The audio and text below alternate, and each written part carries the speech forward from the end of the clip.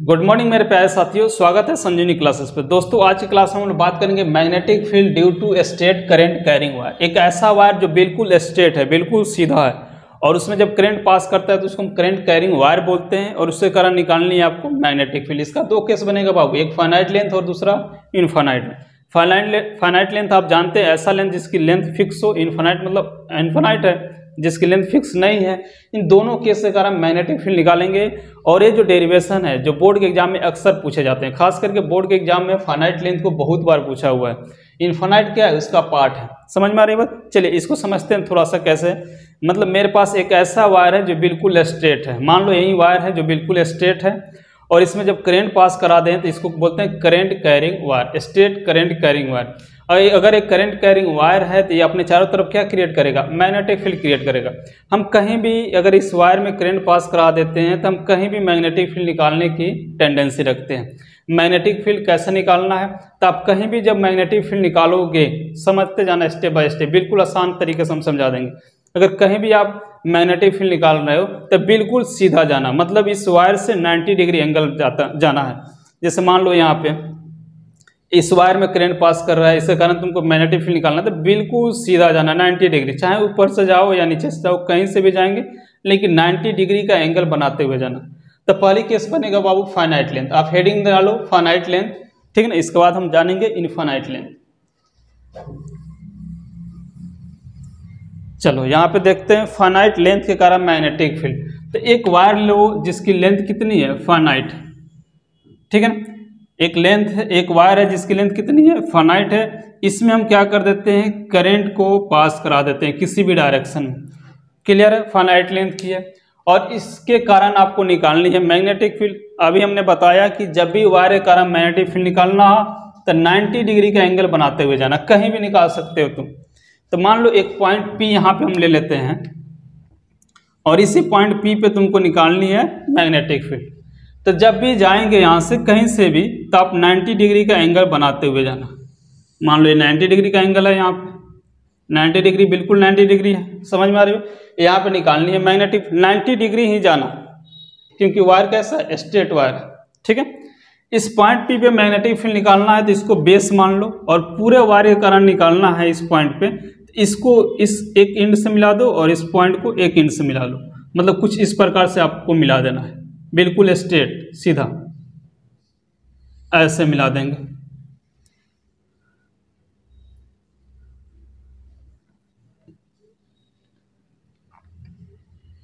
ऐसे मिला देंगे और इसको भी बिल्कुल इस एंड से मिला देंगे। यहाँ पे देखिए दो एंगल बन रहा हो, ये बेस है। आपको इसको देखने के लिए आप ऐसे जाओगे, यहाँ से जाना क्लॉकवाइज और यहाँ जाना एंटी क्लॉकवाइज। दो एंगल आपको मिलेगा, एक को बोलना φ1 और दूसरे को बोलना φ2। किसी को φ1 किसी को φ2 बोल सकते हो, कोई दिक्कत नहीं। लेकिन आपने एंगल पढ़ा होगा कि जब भी हम एंगल को मेजर करते हैं तो एंटी क्लॉकवाइज जो एंगल होता है उसको पॉजिटिव लिया जाता है और जो क्लॉकवाइज एंगल लेते हैं वो एंगल आपका क्या होता है, नेगेटिव होता है। तो देखिए इसमें एंटी क्लॉकवाइज कौन है, एंटी क्लॉकवाइज मतलब ये प्लस हो जाएगा और ये आपका क्या हो जाएगा, माइनस हो जाएगा। Anti clockwise angle positive, anti clockwise positive, clockwise negative. Clear है? अब आपको निकालना है पॉइंट P पे मैग्नेटिक फील्ड। समझ में आ रही बात? अब देखो मैग्नेटिक फील्ड कैसे निकालेंगे। अब हम जानते हैं कि मैग्नेटिक फील्ड निकालने के लिए मेरे पास एक ही फॉर्मूला है, बायो-सावर्ट लॉ। बायो-सावर्ट लॉ क्या कहता है कि पूरे लेंथ के कारण एक बार में मैग्नेटिक फील्ड निकालना तो संभव नहीं है। मैग्नेटिक फील्ड निकालने के लिए हम छोटे से लेंथ को लेते हैं और उसके कारण मैग्नेटिक फील्ड निकालते हैं। आपने बायो-सावर्ट लॉ पढ़ा होगा कि जैसे मान लो इसमें करंट दौड़ता है तो इसको करंट कैरिंग वायर बोलते हैं, जिसकी लंबाई L है, छोटा सा लेंथ लिया जाता है DL और R दूर जाकर यहाँ मैग्नेटिक फील्ड निकालते हैं। फॉर्मूला आएगा छोटा सा मैग्नेटिक फील्ड जो आता है, कितना आता है, μ0/4 पाई IdL साइन थीटा। थीटा कौन, DL और R के बीच में बनने वाला एंगल, साइन θ/r। इसी फॉर्मूला का सहारा लेंगे। अगर आपको पूरे लेंथ के कारण मैग्नेटिक फील्ड निकालना है तो दोनों तरफ इंटीग्रेट कर दो, पूरे लेंथ के कारण मिल जाएगा। सेम प्रोसेस यहाँ भी करना है। क्या करो, जहाँ से गए हो 90 डिग्री का एंगल बनाते हुए वहाँ से कुछ लेंथ ऊपर या चाहे कुछ लेंथ नीचे जाकर एक छोटा सा लेंथ ले लो, ठीक है ना। मान लेते हैं हमने नीचे गए इससे L दूरी और यहाँ छोटा सा एक लेंथ कंसिडर कर लिया जिसको हम लोग बोलते हैं DL। छोटा सा लेंथ ले लिया DL और इसके कारण निकालना है मैग्नेटिक फील्ड कितना दूर, R दूर। सेम प्रोसेस यहाँ तुम भी अपनाओ। यहाँ से हमने r डिस्टेंस गए और यहाँ निकालना है मैग्नेटिक फील्ड। तो यहाँ पे देखो, यहाँ पे एक ट्रेंगल बन रहा होगा, राइट एंगल ट्रेंगल। अगर आप इसको थीटा मानते हो, ये r से r वाला जो लाइन है, अगर आप इसको थीटा मानते हो तो ये ऑलरेडी 90 डिग्री है। इसको क्या होना चाहिए, हम जानते हैं कि ट्रेंगल के तीनों एंगल का सम कितना होता है बाबू, 180 डिग्री। क्लियर है? तो थीटा ये 90, तो ये हो जाएगा आपका 90 माइनस थीटा। समझ में आ रही बात? तीनों को ऐड करेंगे तो minus theta plus theta cut जाएगा, तो 90 और 90 कितना हो जाएगा, 180 हो जाएगा। इसका यूज यहाँ पे करेंगे। जो यहाँ पे थीटा का रोल प्ले कर रहा था वही यहाँ पे किसका रोल प्ले कर रहा है, 90 माइनस थीटा का। समझ में आ रही बात? चलो अब निकालना है magnetic field Biot Savart law के अनुसार। तो फॉर्मूला तो आपका यही होता है, from Biot Savart law. Biot Savart law से जो मैग्नेटिक फील्ड निकालते हो, डीबी, छोटा सा मैग्नेटिक फील्ड तो निकलता है, μ0/4 आई dl साइन थीटा। जब क्या रखना है, 90 माइनस थीटा। यहाँ पे जो एंगल बन रहा है इस दोनों के बीच में बनता है, उसी एंगल को रखा जाता है, डिवाइडेड बाई r²। क्लियर है? यहाँ पे dv बराबर क्या हो जाएगा आपका, μ0/4 आई dl साइन 90 माइनस थीटा क्या हो जाएगा, cos थीटा बाई r²। मतलब छोटे से लेंथ dl के कारण मैग्नेटिक फील्ड आपका इतना आया, dv जो आया इतना मैग्नेटिक फील्ड निकल कर आया। लेकिन आपको इस पूरे फाइनाइट लेंथ के कारण मैग्नेटिक फील्ड निकालना है, तो अगर छोटे से लेंथ के कारण इतना आ रहा है तो सारे dl छोटे छोटे लेंथ के कारण निकालेंगे और पूरे मिल जाएगा आपको। तो फिजिक्स में इस तरह से पूरे लेंथ के कारण मैग्नेटिक फील्ड निकालने के लिए सबसे मेरे पास जो आसान तरीका है क्या है, आप दोनों तरफ इंटीग्रेशन का साइन लगा दो, मिल जाएगा। और रेंज ले लो कहाँ से कहाँ तक, तो यहाँ φ1 है, मतलब φ1 यही ना आपका एंगल, जितना एंगल बढ़ते जाएगा इसकी लंबाई आपको और मिलते जाएगी। तो इधर φ1 है और इधर φ2 है, जो माइनस होता है उसको हम छोटा मानते हैं, तो रेंज ले लेते हैं -φ1 से लेकर +φ2। समझ में आ रही बात? चलो आपने पढ़ा होगा कि dx का इंटीग्रेशन x होता है, उसी तरह dv का इंटीग्रेशन क्या हो जाएगा, b हो जाएगा। तो यहाँ से dv का इंटीग्रेशन क्या हो जाएगा, b। और यहाँ पे आपको जो वैल्यू मिलेगा, देखो यहाँ पे किसका हम इंटीग्रेशन करेंगे, कौन कांस्टेंट होगा कौन नहीं होगा, समझते हैं जरा। यहाँ पे समझो यहाँ पे कि x dx ऐसा इंटीग्रेशन होता है तो हम x का इंटीग्रेशन कर देते हैं, क्योंकि x का इंटीग्रेशन तभी होता है जब यहाँ पे dx मौजूद है। क्या ऐसा इस तरह का इक्वेशन इसमें मिल रहा है? देखिए यहाँ अगर dx की बात करें तो यहाँ dl है, तो क्या कहीं l है? नहीं है। जैसे अगर cos थीटा है, मतलब x की जगह पे मान लो अगर cos थीटा रहता तो d थीटा रहना चाहिए। इस तरह का इक्वेशन यहाँ पे नहीं मिल रहा है, तो कुछ एक्स्ट्रा वर्क आपको करना पड़ेगा। हम एक्स्ट्रा वर्क क्या करेंगे कि dl है तो l लाने की कोशिश करेंगे, और नहीं तो cos थीटा है तो d थीटा लाने की कोशिश करेंगे। इसके लिए आप इस छोटे से ट्रेंगल को देखो, यहाँ इस छोटे से ट्रेंगल में हम कुछ काम करेंगे, ठीक है ना। इसको मिटा दे रहे हैं।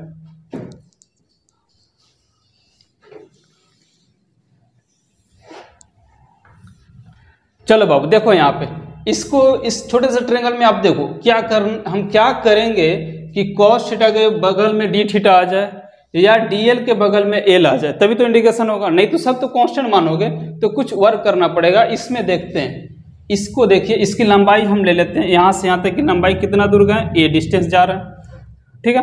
अब देखिए यहाँ पे क्या करेंगे, आपने पढ़ा है, चलिए यहाँ पे कुछ वर्क करते हैं कि cos थीटा बराबर पढ़ा है b/h, पढ़े कि नहीं? तो cos थीटा बराबर बेस, तो बेस कौन हो जाएगा आपका, a हो जाएगा, और h कौन हो जाएगा, हाइपोटेनस r हो जाएगा। मतलब b आपका a हो गया और h कौन हो गया, r हो गया। यहाँ से r की वैल्यू निकालो, r बराबर क्या आएगा आपका, a/cos थीटा। क्या मेरी बात समझ में आ रही है? यहाँ पे cos थीटा बराबर b/h, cos बेस कौन है तुम्हारा a, हाइपोटेनस कौन है r, यहाँ से r की वैल्यू निकाल दो, a/cos थीटा आएगा, जो यहाँ पे हम r की वैल्यू पुट कर देंगे आसानी से। इसी तरह से आप क्या करो, tan थीटा का यूज करो। tan थीटा बराबर आपने पढ़ा होगा p/b, क्या पढ़े हो, tan थीटा बराबर p/b। चलो tan थीटा बराबर p/b, तब tan थीटा परपेंडिकुलर l है और बेस कौन है, a है, तो p/b मतलब tan थीटा बराबर आपका आ जाएगा l/a, ठीक है ना। अगर इसको क्रॉस मल्टीप्लाई कर दिया जाए, l बराबर क्या आ रहा है, a tan थीटा। अब ध्यान से देखो, क्या इसमें l है, नहीं, ऐसा तो नहीं है, इसमें एल तो नहीं है, यहाँ पर डी एल है। और डी एल कैसे आता है? डिफ्रेंशिएशन करने से।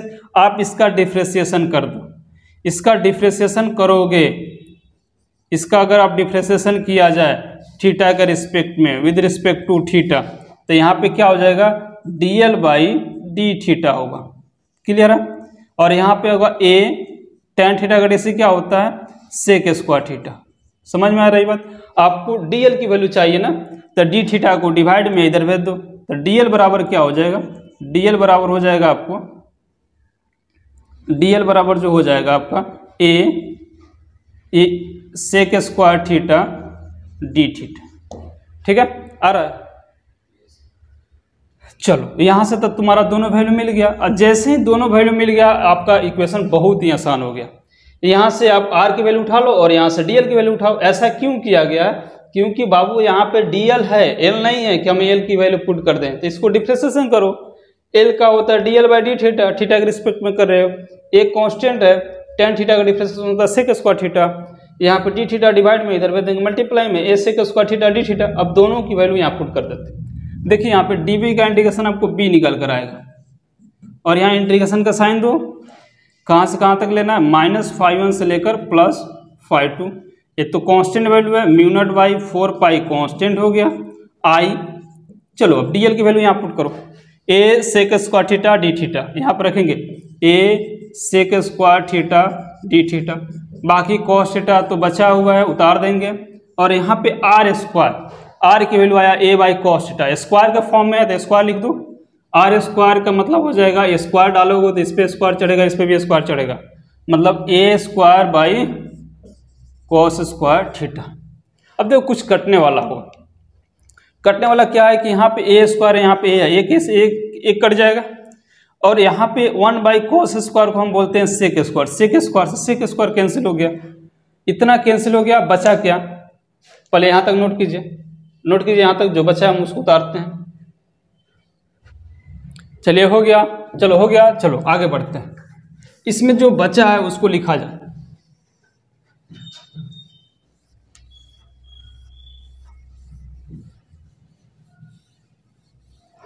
देखो यहाँ पे क्या बचा हुआ है? b इक्वल टू देखो यहाँ पे b इक्वल टू इंटीग्रेशन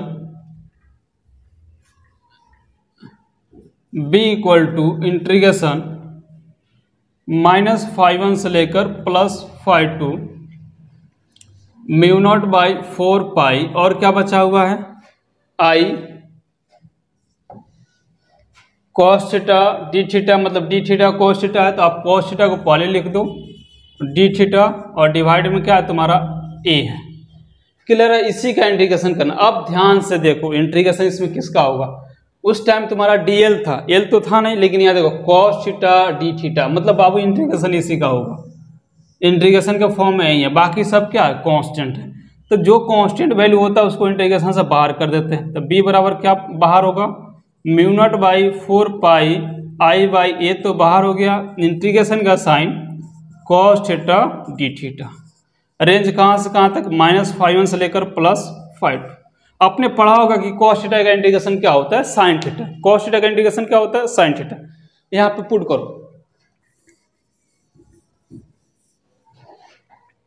तब b बराबर तुम्हारा क्या आएगा? Mu naught by 4 I by A, cos theta का इंटीग्रेशन होता है साइन थीटा, यहाँ रखेंगे साइन थीटा। और रेंज कहाँ से कहाँ तक ले लेंगे? -φ1 से लेकर +φ2। समझ में आ रही है बात? चलो आपने पढ़ा होगा कि कैसे एंगल रिप्लेस होता है। पहले थीटा को हटाएंगे अपर वैल्यू, माइनस थीटा को हटाएंगे लोअर वैल्यू, मतलब यहाँ रिप्लेस होता है upper value minus lower value. ठीक है, तो ऐसा रखो b बराबर mu naught by 4 I by A. ठीक है, यहाँ रखेंगे साइन थीटा रिप्लेस होगा अपर वैल्यू में, मतलब ϕ2 माइनस साइन थीटा होगा रिप्लेस लोअर वैल्यू, माइनस क्या हो जाएगा? ϕ1। ठीक है, तो यहाँ से क्या हो जाएगा? माइनस माइनस क्या हो जाएगा? आपका प्लस हो जाएगा, और इस तरह से आपका वैल्यू मिल जाएगा।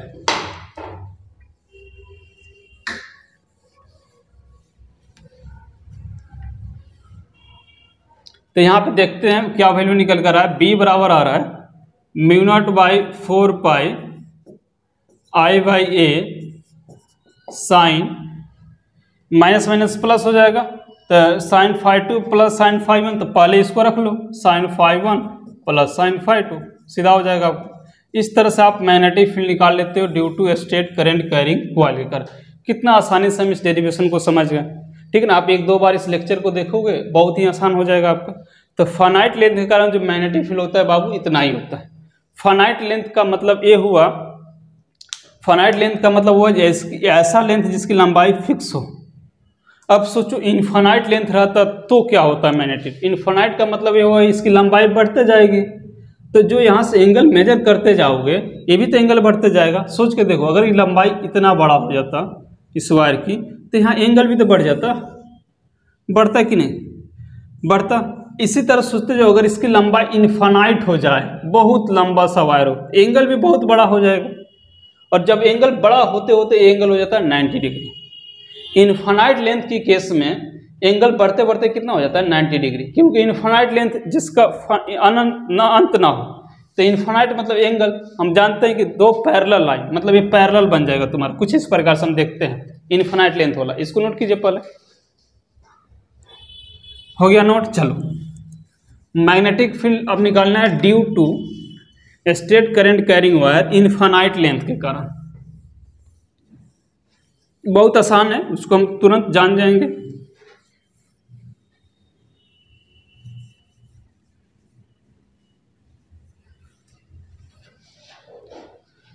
तो यहाँ पे इनफाइनाइट लेंथ,